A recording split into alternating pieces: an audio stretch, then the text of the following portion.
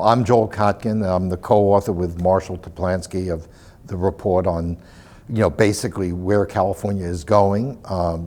Can we restore the California dream?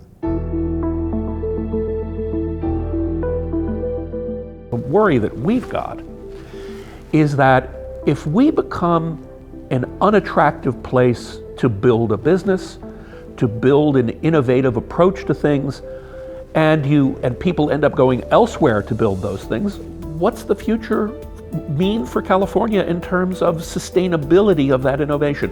We're worried that this is getting eroded. And this is not what California is about. California is the greatest place in the world in many ways and the most innovative. And for us to be losing companies and people really is a testament to the incredible incompetence of our government. The state is not only in denial about this, but there's a sense of complacency.